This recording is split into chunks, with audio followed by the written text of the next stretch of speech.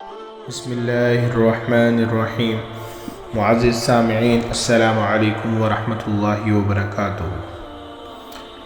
حضرت قیس بن حجاج رحمۃ اللہ علیہ اپنے ایک استاد سے نقل کرتے ہیں کہ جب مسلمانوں نے مصر فتح کر لیا اور مصری مہینوں میں سے بونا نامی مہینہ شروع ہو گیا تو مسلمانوں کے امیر حضرت عمر بن عاص رضی اللہ تعالی عنہ کے پاس مصر والے آئے اور انہوں نے کہا، اے امیر صاحب، ہمارے اس دریائے نیل کے جاری رہنے کے لیے ایک پرانی رسم ہے، اور وہ رسم ہم ادا نہ کریں تو دریائے نیل کا پانی خشک ہو جاتا ہے۔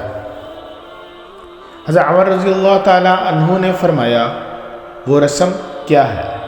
مصر والوں نے کہا، وہ رسم یہ ہے کہ جب اس بونا مہینے کی 12 تاریخ ہو جاتی ہے تو ہم ایک کنواری لڑکی کو تلاش کرتے ہیں جو اپنے ماں باپ کے پاس رہتی ہو، اس کے ماں باپ کو بہت سا مال دے کر راضی کرتے ہیں، پھر اس لڑکی کو سب سے عمدہ زیور اور کپڑے پہناتے ہیں اور پھر اسے دریائے نیل میں ڈال دیتے ہیں۔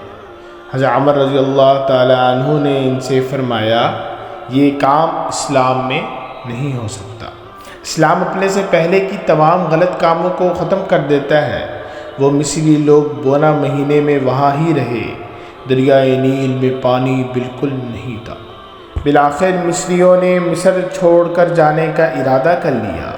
حضرت عمر رضی اللہ تعالی عنہ نے حضرت عمر بن خطاب رضی اللہ تعالی عنہ کو خط میں یہ ساری تفصیل لکھ کر بھیجی۔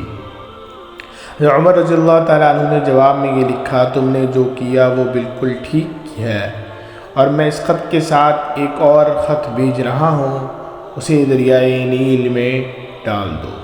کہ حضرت عمر رضی اللہ تعالیٰ عنہ نے کو خط وہ ملا اور اس خط کے اندر لکھا ہوا تھا کہ مسلمانوں کے امیر عمر بن خطاب کی طرف سے دریائے نیل کے نام خط، اور خود اس خط کے اندر یہ الفاظ تھے کہ اے دریا، اگر تو اپنی مرضی سے چلتا ہے تو ہمیں تیری کوئی ضرورت نہیں، اور اگر تو وحدہ لا شریک لہ کی ذات سے چلتا ہے تو مسلمانوں کے امیر عمر بن خطاب تجھے حکم دیتا ہے کہ تو اپنی روانی سے چل۔